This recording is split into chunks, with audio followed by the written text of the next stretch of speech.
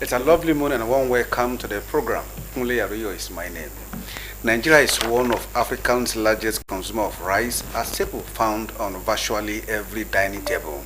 Yet, despite vast farmlands and millions of farmers, the country still spends billions of naira annually importing rice to meet local demand. Recent figures show that Nigeria produces about 5.2 million metric tons of milled rice yearly, while consumption stands at 7.6 million metric tons, leaving a supply gap of over 2 million tons that is bridged through import. Although Nigeria leads Africa in rice output with roughly 8.7 million tons of paddy rice, its production remains a fraction of what top producers like India and Vietnam record, with India churning out over 145 million tons and Vietnam about 43 million tons annually. Across Nigeria's rice belt, from Kebbi to Ebonyi, Benue to Niger, farmers continue to battle low yield, high fertilizer costs, insecurity, and inadequate processing facilities. These challenges have limited productivity and profitability, even as demand keeps rising. This morning, we will examine how Nigeria can bridge this gap by learning from global success stories, embracing technology, improving irrigation, and empowering local farmers. What strategies can truly boost rice production and secure Nigeria's place as a self-sufficient food producer? My guest is already here. He's an expert who will give answers to all of these. We'll take a break now. When we'll come back with the grand running, please to stay with us.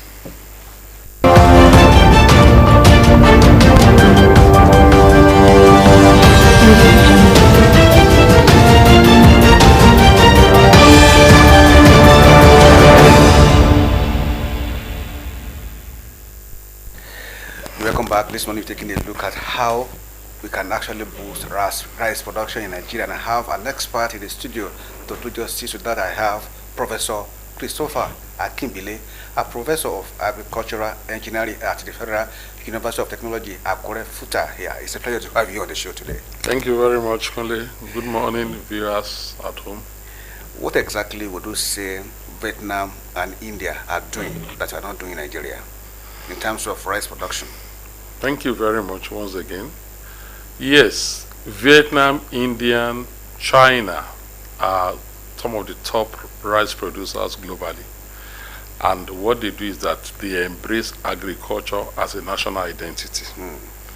They make it a culture, first, to be able to be self-sufficient in food production.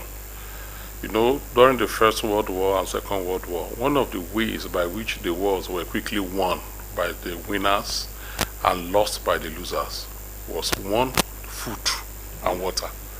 Once you can capture or you can cut off food supplies from your opponents or your enemies, it won't be too long before they start surrendering. So they've mastered that and decided to be able to ensure that within their enclave they can actually stay with the food that they are producing in the unlikely events that such is cut off, and they'll be okay to do whatever they want to do. That they have done, and that has actually helped them tremendously. They've not depended on food importation from anywhere, and that has been the success story of agriculture productivity in those countries earlier I mentioned. Nigeria is not in that category because we still import food. And if you are importing food, whoever he that plays a piper dictates it to you. We'll go into that. I know that you must have also done a lot of research and discuss that. I know of your inaugural lecture where you talked extensively on how we can boost rice production in Nigeria. But why is it so difficult for us in Nigeria to meet local demand? The reason is not far-fetched. Number one, the population in agriculture are getting old. They are aging. The average age of a farmer in Nigeria now should be late 50s and early 60s. Some are even in their 70s. And number two is that they still practice subsistence agriculture, whereby you still use hoe and cutlass. You can start talking about hoe and cutlass pre-independence when we are less than 40 million. But now that we are well over 220 million, you can't be talking about that. you should be talking about mechanization and all that. And this we have not done sufficiently well to match our population. Because the population is increasing, the landholder cultivation is not increasing. There's no way food insecurity will not be what we are experiencing now. So until government placed premium on agriculture, before independence, agriculture was the mainstay of our economy. But now it is not so, because we discover oil at Oloibiri and all that. Rice that you mentioned is a major and a staple food. God bless us in Nigeria with arable land that you can throw rice grains and it will grow without you irrigating it. But the issue now we have is that, are we maximizing the blessing of the natural fertility that the soil have? Are we maximizing it? I'm not sure we are doing that. And then the synergy that we require to be between the farmers and the agricultural extension officers to ensure that we teach people new concepts of growing rice, if we are talking about rice, or generally food, to maximize productivity within a very particular piece of land. It's also not there. There's a disconnect. The policies are somersaulting. There's what they call policy somersault. This government will come in, will bring his own policy, and then will come in and bring another policy. This one bring, so you don't even know which one to, before the thing, mature, another one is coming in. These are some of the challenges. And until we can harmonize all these positions and have a major policy on agricultural revolution in Nigeria, irrespective of who is in government or irrespective of which party is in power, then we can. If the language we all speak and understand is full productivity, whether it is the A or B or C or D in government, then you find out that we can surmount some of these problems. If adequate steps are taken. The rice belt here is, we're talking about Niger, we're talking about Benue, what is also not doable for us here in Ondo State to produce rice. Ondo State has one of the best land in terms of fertility for rice production. I can tell you that. The belt in the rainforests is one of the best. Why? Because rice requires considerable amount of water, not so much like people erroneously believe actually. And here, naturally, we have higher number of months that rain falls. It still fell as far as late as last month. And the soil fertility is also very fantastic. You have natural nutrients, nitrogen, phosphorus and all that in the soil naturally because of the nematodes that have actually put in nitrogen into the soil. The reason is that there is this misconception that rice will not do well on we call upland soil, and that we have disabused that. I did a PhD on planting on upland rice in IITA, and we actually told people by the policy document that came out of it that you can actually grow rice with excellent irrigation facility. You can grow rice on upland. Not only that, you can use your wastewater that you have used, either the one you using taking your bath and all that. Once we don't have a very good number of industries here that can actually have contaminants that could be polluting the rice grain, or that the leaves can hyperaccumulate. But we have not really delved into it. Even the riverine area here, do we really grow rice? From your research, what would you say is the problem? It's I think low awareness, number one, and then the wrong misconception that rice will not do well in this area. Those are the things I found out.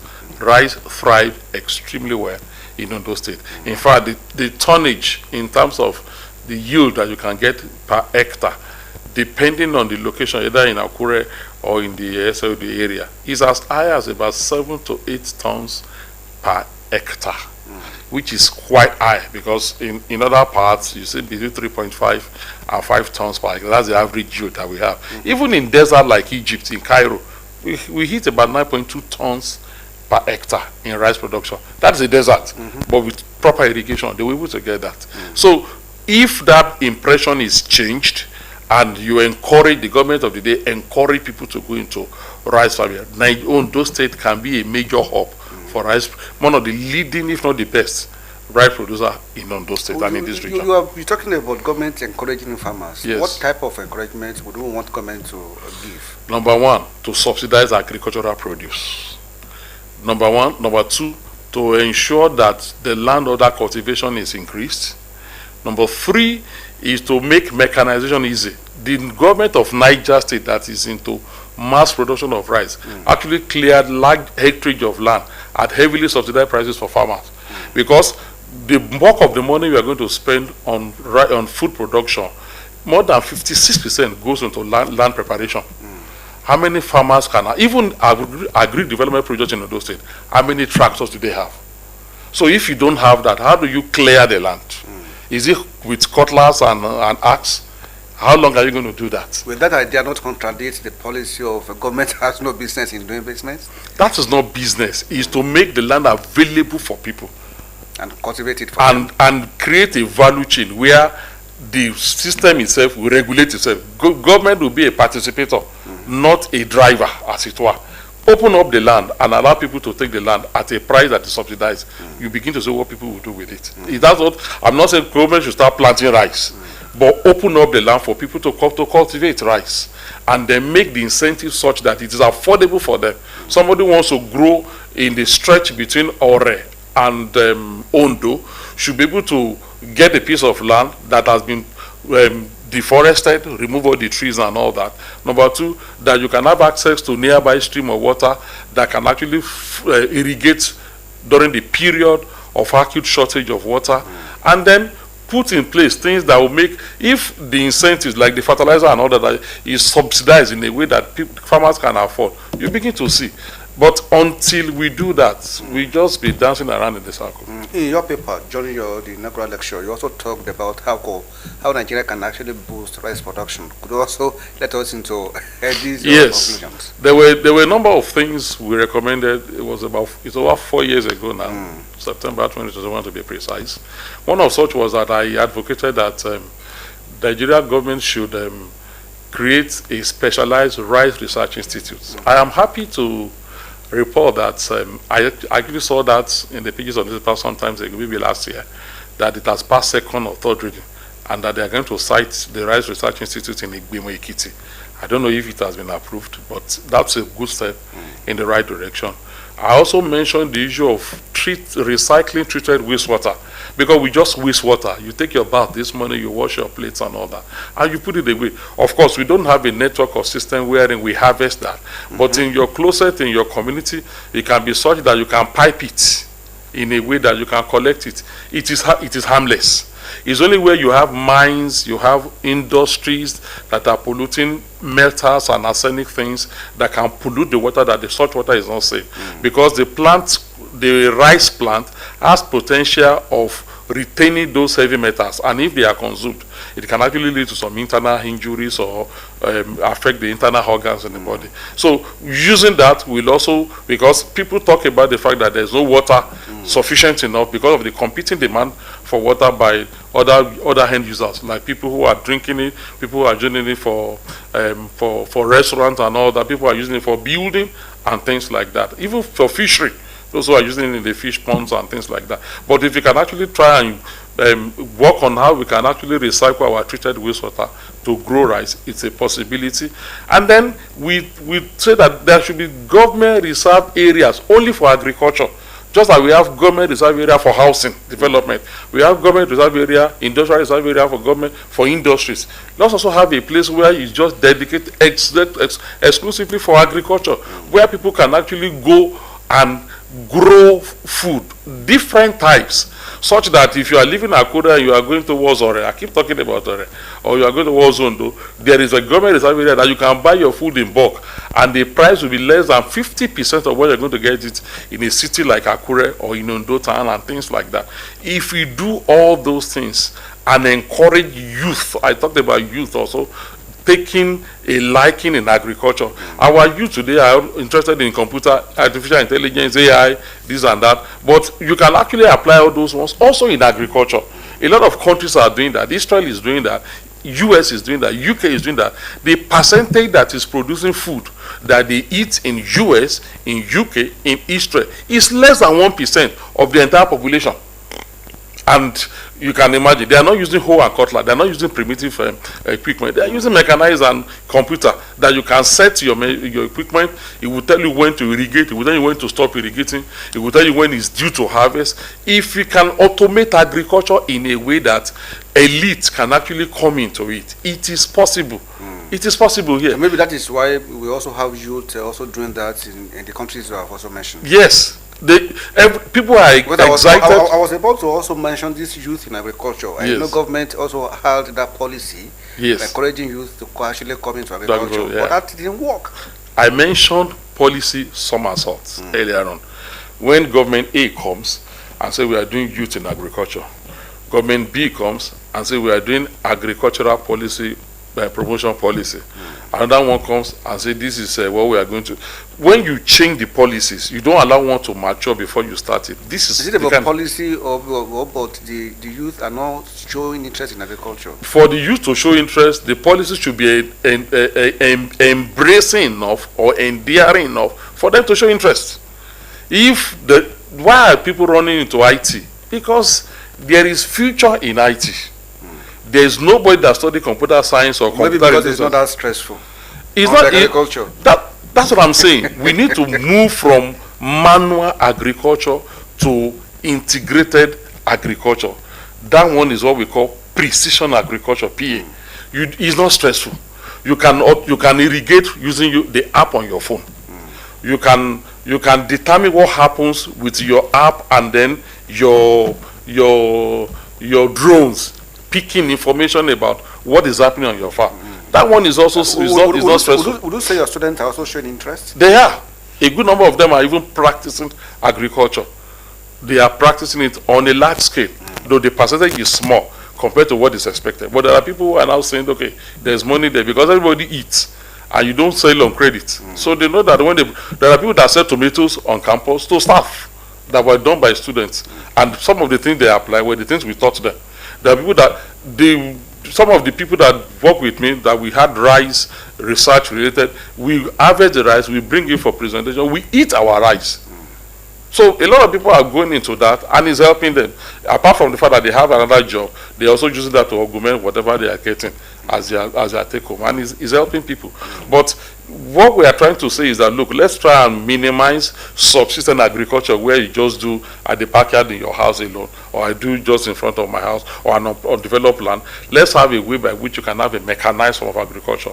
When you have, there is a colleague of mine that finished from mechanical engineering in Futa, I won't mention him. He's from Iliogbu. He has over 230 hectares of land that is into agriculture. He read mechanical engineering.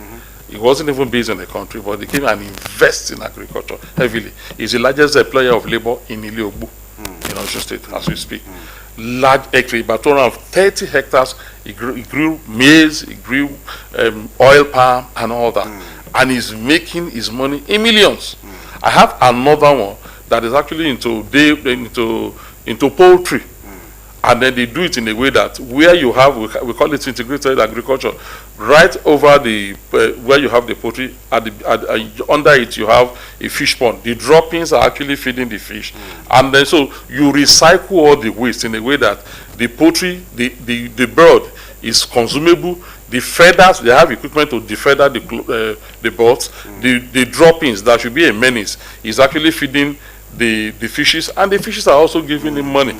And then that water is also being used for irrigation purposes. You also talked, part of your recommendations is also to have a place large enough for farmers to also work. Just like we had the issue of a farm settlement. Yes. Is that not what you are also recommending? It's also, I mentioned it, that agricultural reserve areas, where it will be big enough for farmers to actually have maybe there, they gave me 50 hectares of land.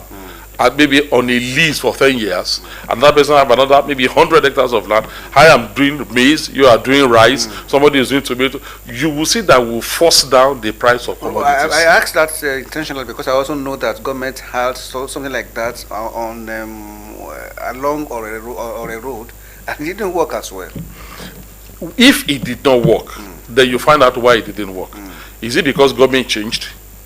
Is it because the practitioners are more interested in what they stand to gain than what they are putting in? Are there other challenges? These are things that we need to look at.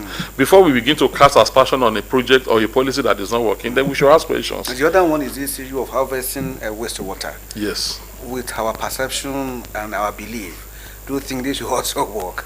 Yeah. You see, I mentioned the issue of our low awareness and the wrong perception.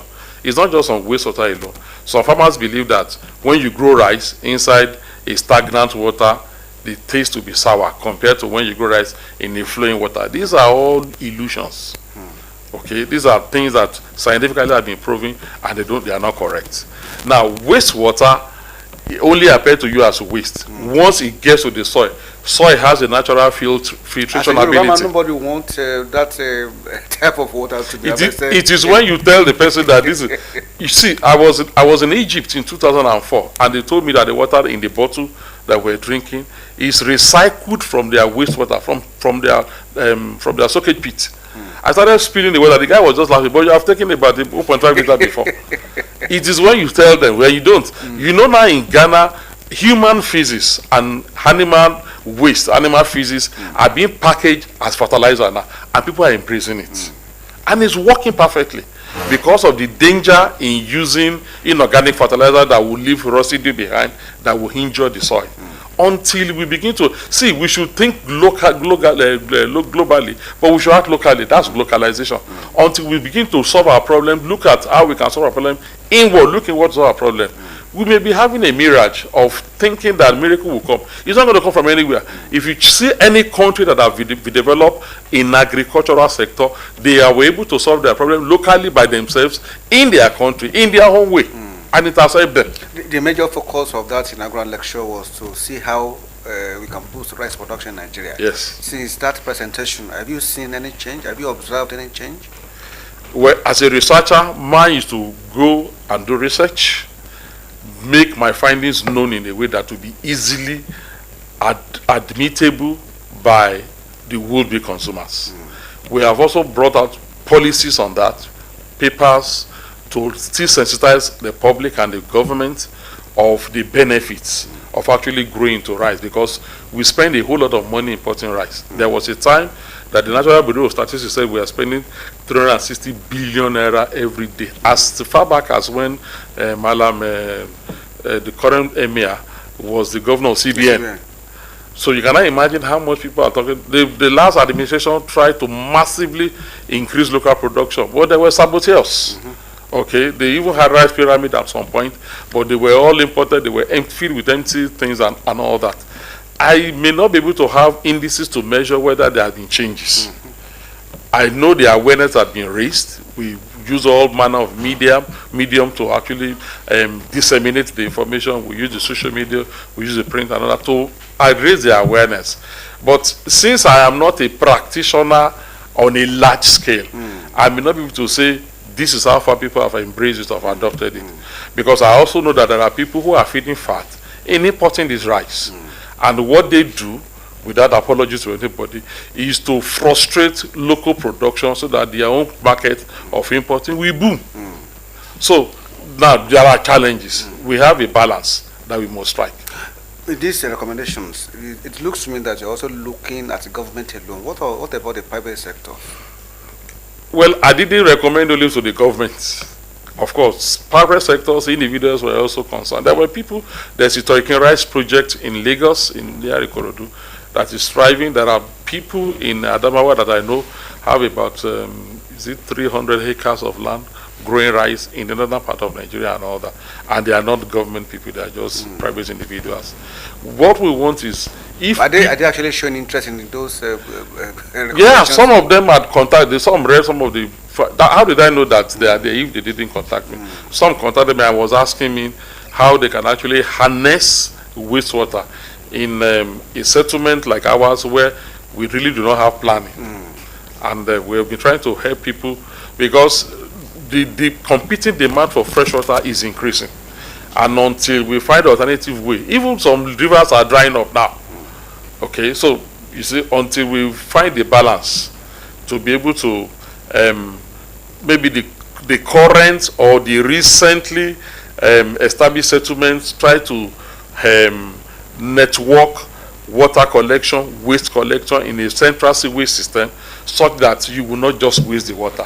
It has worked for some countries where they are doing well. Because of our time, I think we still need to bring you back here to talk about these your recommendations and how we can actually use them to boost rice production in Nigeria. In the last 25 minutes or thereabout, I've been speaking with Professor Christopher Akimbile, Professor of Agricultural Engineering at the Federal University of Technology here in Akure. I want to thank you so much for sharing your thought with us on the show today. Thank you very It's much. a great having you.